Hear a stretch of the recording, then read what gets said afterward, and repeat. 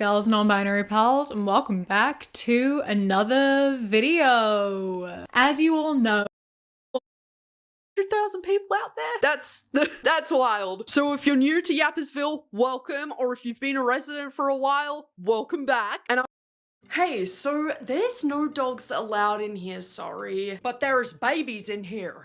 Yes, indeed there are. They are humans. At least my baby won't cry and be an utter nuisance. Yes, Milo shits and slobbers everywhere. He also bites people if they're smiling at him. My poor little Milo. You gonna bite those lips for mommy? I really don't like talking about this one. Milo put a 1,000-year-old demonic curse on a child and a small baby back in my hometown because he doesn't like children or babies. Just look at him. I hate children, I hate babies. Babies and children, they need to die. Hey, look. I don't want to be starting cat versus dog people wars, but there's certainly something to be said about dog owners who see their dogs above literal humans. Like, I matter just as much as Coco, alright? I can jump, lick, and bark too. I mean, chumma dog. No, that's just rude, Caitlin. And to just get it out the way, since I really hate that people discriminate against disabled folk for taking their service aid dogs around, even in places that you might not want dogs to be present in. We all have the chance of becoming disabled. Do you know what I mean? So absolutely nowhere in this video am I going to be demonizing disabled people who genuinely need service dogs with them. That said, taking a big-ass dog into an establishment that serves food and drink is crazy to me because, look, I already have the extreme ick when it comes to getting my plate of food and picking a strand of hair out of my mouth after I've eaten something. Like, I could projectile vomit everywhere right now. Just gonna go out to my balcony real quick. And here's the thing, it's not like I'm going to go and Karen out just because there's a stray hair or two in my meal. It happens.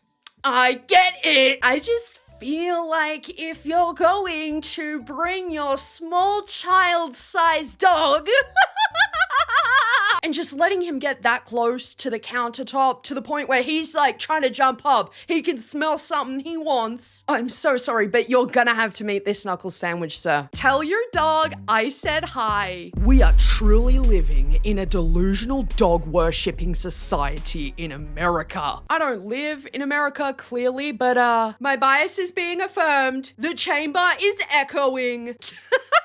Please, can people stop taking their dogs everywhere? Because I was in Sticks and Sushi's today and there was a dog sat at the table and Sticks and Sushi should have said no. And also, why are you bringing your pet? You don't need the dog. The dog isn't a guide dog. It's not a medical aid. You don't need it. It's a pet. This is a restaurant. It's not a pub or anything like that. You know, pubs tend to be like more dog friendly and stuff. So if you go to a pub, you probably can expect to see a dog. This is a restaurant. This is a restaurant. This is a restaurant. And it's just, the dog was just sat there. A restaurant where people are eating.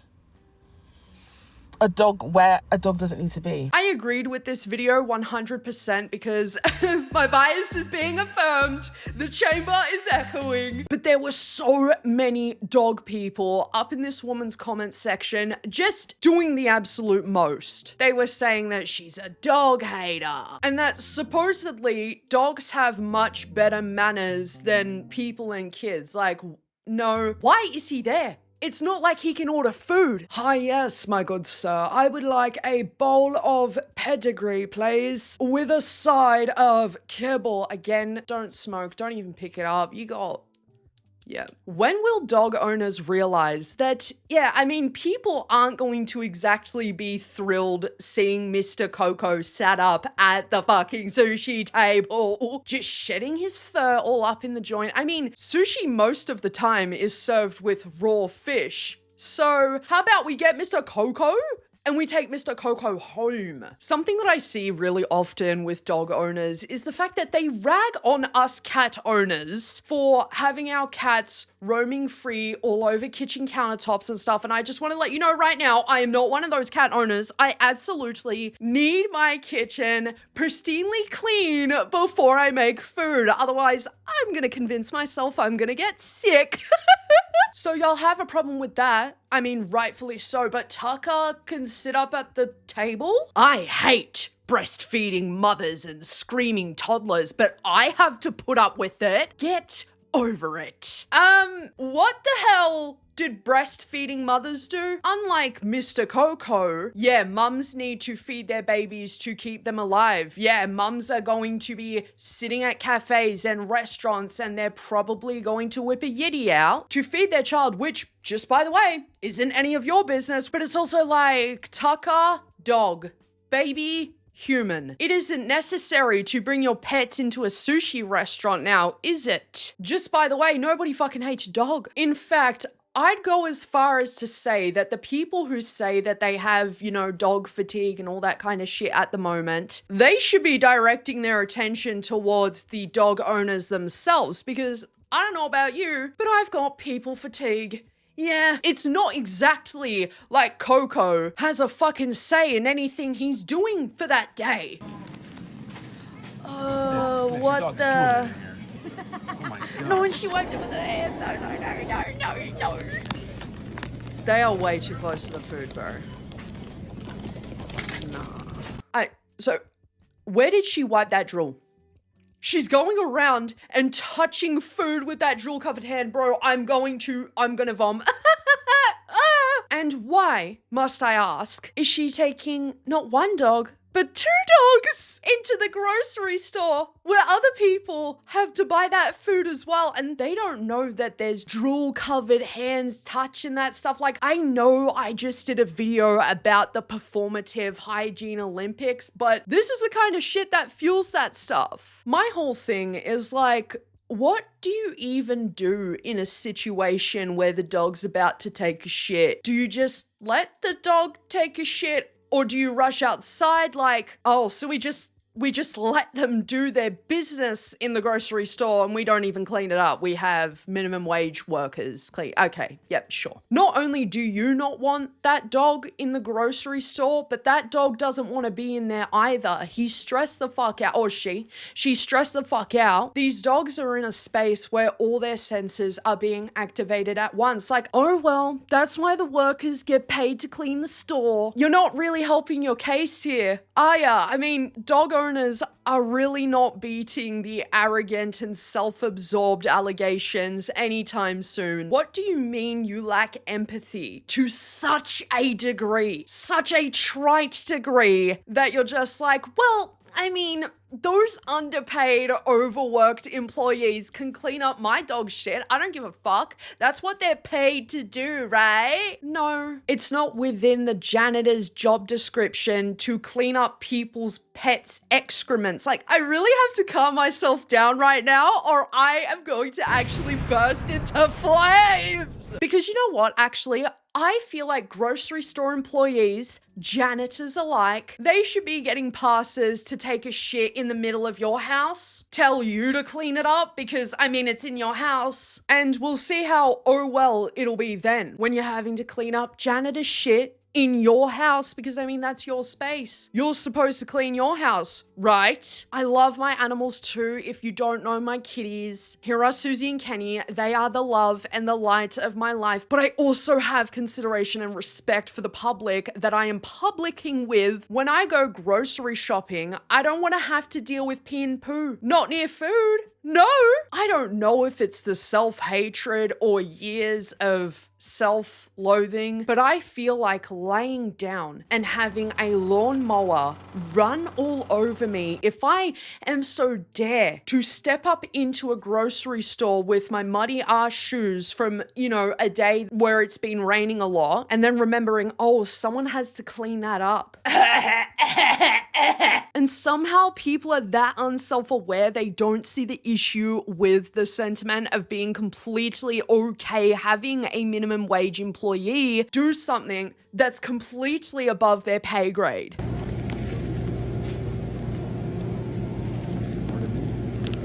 He is a very big boy. Where do you want to go? So it's a big dog. No, where do you want to go? I'm saying it's a big dog in a grocery store, though. He's allowed. It's allowed. It's not. Yeah. It's not a service dog, though. He's not, but he's allowed. He's well trained. Still, it's not a service dog. Okay, where do you want to go? I'm just saying, like, why is he here? Why is he in the grocery store?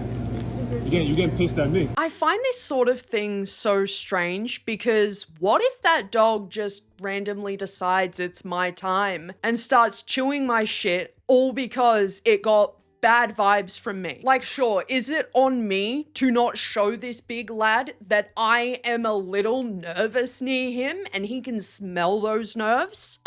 I don't want any issues, Johnson. I grew up mainly with dogs, so it's not like I'm this giant, fuck you dogs, I hate Tucker and Coco. No, it's not like that at all. I wouldn't be too jazzed to put my cats in their carrier and just walk around with them inside of a grocery store. Like, that sort of stuff is pretty confusing to me. So if anybody who has dogs who does this sort of shit can explain to me sort of, you know, what the thought process is there, I would love to hear what you have to say about it. Literally just a week ago, a little girl in Bunnings was attacked by a Rottweiler. When I read through this article, I saw that the little girl was sat in the shopping cart, so there was sort of that little bit of protection there, but not really, because the Rottweiler felt like chewing on little kids' arms that day, and so she had to be taken to the hospital, and I'm so glad she's okay. Now, why exactly are you taking Chop into a fucking Bunnings? Genuinely, it's not even really necessarily the dog's fault either that he attacked. A lot of people who own these sorts of dogs are pretty lazy when it comes to training. So when you're not socializing a dog properly and you're not pulling him up on his aggressive behavior, I mean, the cunt's just gonna wreak havoc in public. And that's not good because untrained dogs lose their lives because dog owners can be so just like blasé when it comes to training their animal that they are responsible for. That dog in the TikTok we saw before was a German Shepherd. And in 2016, a 64-year-old woman enters into a grocery store and is met by a German Shepherd viciously attacking her. People have real fears of dogs because of the reasons that I've just listed. For the next portion of this video, I really want to talk about dog owners who sort of dehumanize actual living human beings. They have this sort of weird antisocial behavior towards people. They're just like, you know, people are bad, everyone's shit, my dog, you know, is better than most people and all that sort of stuff. I totally get it, being a black metal fan and everything, anti-human, anti-life. Even worse, you have a lot of these people who are sort of like anti-baby. Dogs are better than babies. Dogs are more well-behaved than babies. Essentially, it just boils down to dogs over babies. Here's the thing. You don't have to be anti-baby. You know, being a former baby myself, you being an ex-baby as well, hearing a baby cry isn't gonna kill you. A baby can't gnaw off your face and have such grip that now you have to have skin grafts because Cupcake wasn't trained. There was a large debate over on TikTok happening not too long ago, and basically the question was, would you rather save your dog from a fire or a random child? Most people were saying that they would save their dog, and to be quite honest, you can literally beat me over the head with a lawnmower. I really don't fault people for saying that. It's the way in which this situation was being treated by some dog owners where they were like, oh, fuck them kids. Fuck them babies. Who cares? My dog's life is worth way more than that random child. I don't know that child. And it's like, whoa, calm the fuck down. Unless you're like purposely obtuse, I feel like you could just say, you know what? I just want to save my dog because I have a connection with my dog. I've had my dog for 8 years and I would do my best to try and save the child too, because that's kind of where I was at in that conversation. Now, as you guys know, I don't have dogs, I have cats. I don't necessarily think it's some sort of moral failure to want to save the thing that you know and love before a stranger. I would 100% rather save my pet than a random baby I've never seen in my life cry about it. Okay, sure. Like, what if he was to become some Trump supporter? I hate that. It's hard for me to be nice to such an evil fucking just, ugh. I hate Trump and his cult as much as the next. Actual just disease to this planet type shit. But it's also like, what if he was to not come out being a bad person? What if he was to be, I don't know, like a human rights activist? Why is it straight to the jugular and hypothesizing whether or not this literal baby is going to be morally correct when he's older? Like, I get where they're coming from, sort of, but you can just say, I would save my dog because I love my dog. And that's the end of it. But it also leads me into my next point. There's this very strange obsession with dog owners being so desperate to be seen the same as a parent to a literal child. Like, I'm sorry, having a pet is vastly different than having a child. It is exactly why I chose the child-free life and having pets, because I understand that raising a kid is hard. Like, you've got to keep the thing from not dying. And I know that it's sort of the same with pets, but also not really, because I am always 100% in charge of the decisions that I make for these animals. Whereas like kids have autonomy. You could turn around for 1 second and something really fucking bad happens to them. The obsession with comparing dogs to kids as well is really weird. Dogs are not the same, nor are they equivalent to literal children. And you may treat your dog as if he or she is a child, your child that you birthed. But it does get to a point, I'm afraid. One thing that I will never understand is the argument that dog moms are not real moms. Like, please explain that to me, because my dogs have a bedtime. They have a wake up time. My dogs get naps throughout the day, just like babies do. I pay for health insurance for both of my dogs. They get snacks throughout the day. There's snack time. My dogs have play dates with other dogs that I trust. I will even go as far as saying that 8-week-old puppies, like 8 to 16-week-old puppies, are harder than newborns. No. This woman, just by the way, doesn't have any kids herself, so what does she know about raising puppies being harder than raising newborns? And to be fair, I mean, I don't know either. I don't got any kids myself. But what I do know is that raising newborns is just, it's leagues harder than raising puppies. Are you so serious? Newborns essentially need you every other fucking second of the day. And that is exactly why I have pets, because it is easier. It is easier taking care of pets than newborn. Like, I'm so sorry, guys. I keep harping on this. I keep repeating myself. I know you want to beat me over the head with a lawnmower, but you'll be surprised to hear that this isn't the only person who truly thinks raising puppies to be harder than kids. Newborns need to be fed every 2 hours. They need to be put down to sleep every couple of hours. And then newborns, you know, they don't want to go to sleep at all. They don't really know what they want. You also need to monitor newborns at all times, because you turn around for a minute and all of a sudden they've carked it. The only major thing I can think about when it comes to raising puppies is having to remember to periodically take them out to do their business. Because why is it, by the way, puppies avoid using the pee pads? My mum got a puppy in 2018, and for some reason, she just avoided the pee pad